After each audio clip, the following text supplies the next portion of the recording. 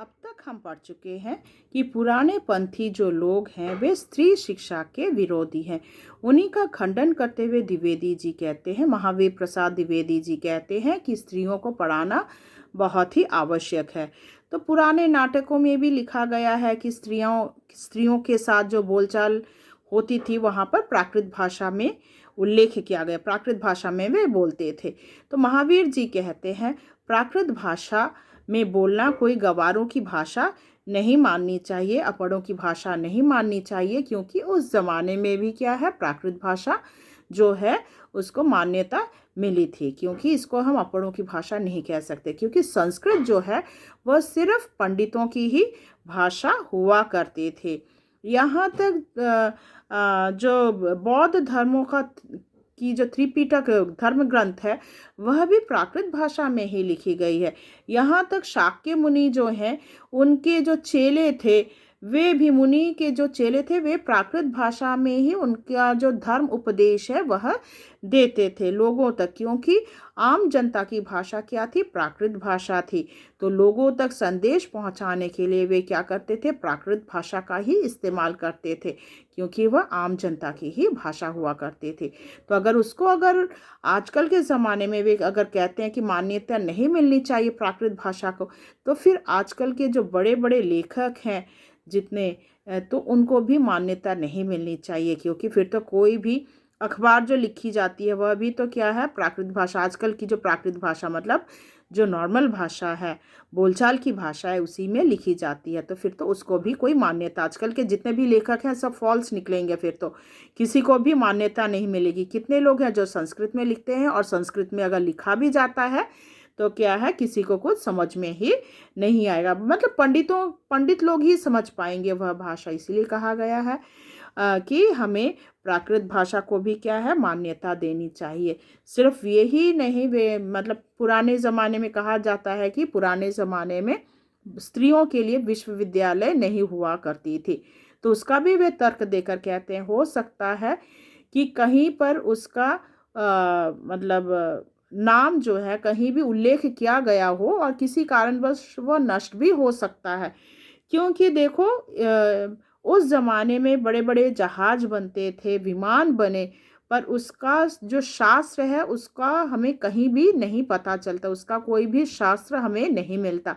तो फिर क्या उस ज़माने में बड़े बड़े जहाज इस देश से उस देश नहीं जाते थे, तो उस समय भी मतलब इंजीनियर्स थे, पर उसका हमें कोई शास्त्र नहीं मिलता। इसीलिए वे खंडन करते हुए कहते हैं हो सकता है उस ज़माने में विश्वविद्यालय थी, पर उसका हमें कोई रिटन डॉक्यूमेंट नहीं मिल रहा है। और प्राकृत को कभी भी हमें छोटा नहीं समझना चाहिए, उसे उतना ही मान्यता मिलनी चाहिए जितना कि आजकल मतलब संस्कृत को, उस ज़माने में संस्कृत को मिली है। ठीक है, तो उसके आगे हम पढ़ेंगे पेज नंबर 32। देखिए क्या लिखा है,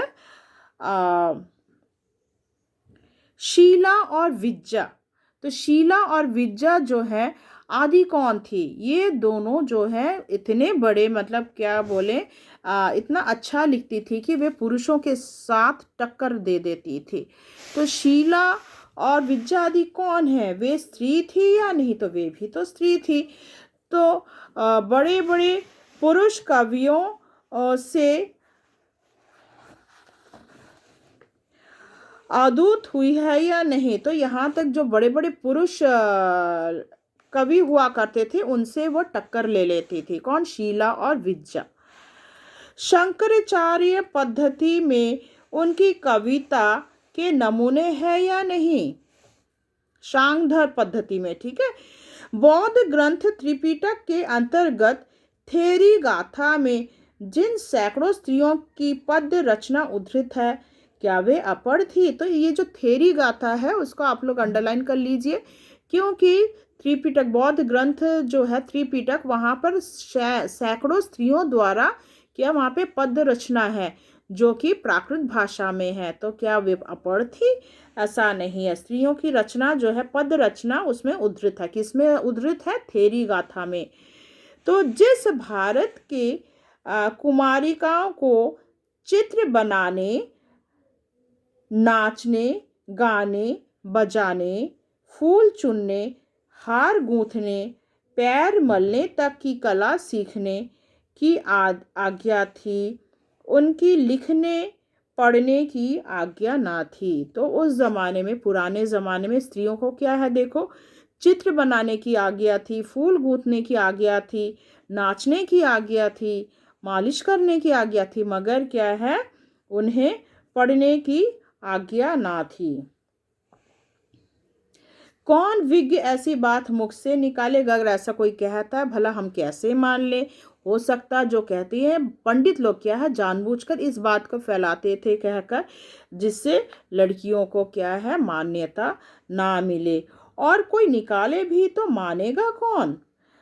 देखो, फिर देखो, अत्रि की पत्नी। तो अत्रि जो है, उनकी पत्नी धर्म पर व्याख्यान देते समय घंटों पांडित्य प्रकट करे। अत्रि की पत्नी जो थी, वह घंटों क्या है, पांडित्य दिखाती थी, सभी के छक्के छुड़ा देती थी। गार्गी बड़े बड़े ब्रह्मवादियों को हरा देती थी।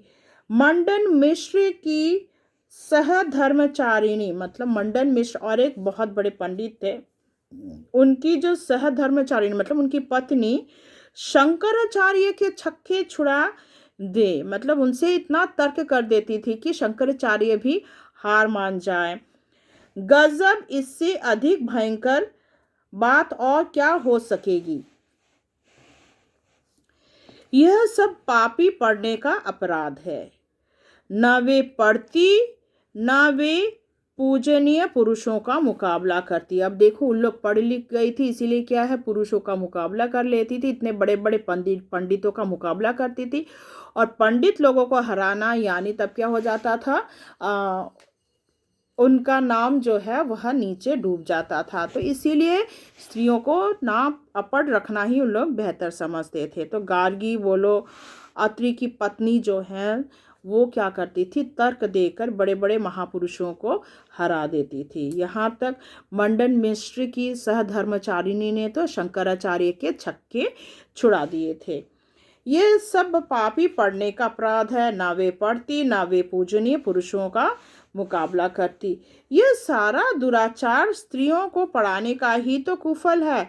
लड़कियों को पढ़ा दिया, इसीलिए तो यह कुफल हुआ कि उनके साथ वह तर्क करने लगती थी। स्त्रियां जो है पुरुषों के साथ तर्क करती थी। समझे, स्त्रियों के लिए पढ़ना कालकूट। मतलब क्या समझते थे, बोलते थे स्त्रियां लोग अगर पढ़ ली तो यह उनके लिए कालकूट, और पुरुषों के लिए पीयूष का घूट। स्त्रियां पढ़ लिख जाए तो उनका जैसा कोई बुरा नहीं, और यदि पुरुष पढ़ ले तो वे तो अमृत के समान है। भाई, लड़का पढ़ लिया, हाय हाय, उनका तो बलिहारी जाए। ऐसी ही दलीलों और दृष्टांतों के आधार पर कुछ लोग स्त्रियों को अपढ़ रखकर भारतवर्ष का गौरव बढ़ाना चाहते हैं। तो कुछ लोग क्या है, इसी प्रकार के दृष्टांत रखते हैं कि पुरुष अगर पढ़ लिख जाए तो वे पीयूष का घूंट है, मतलब अमृत का घूंट, देश की उन्नति होगी, और अगर स्त्रियां पढ़ जाए तो देश की अवनति होगी।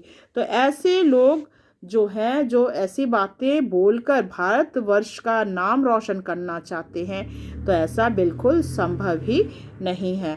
आशा करती हूँ आपको यहाँ तक समझ में आया होगा। तो बाकी जो है मैं आपको पार्ट 4 में समझाऊंगी। धन्यवाद।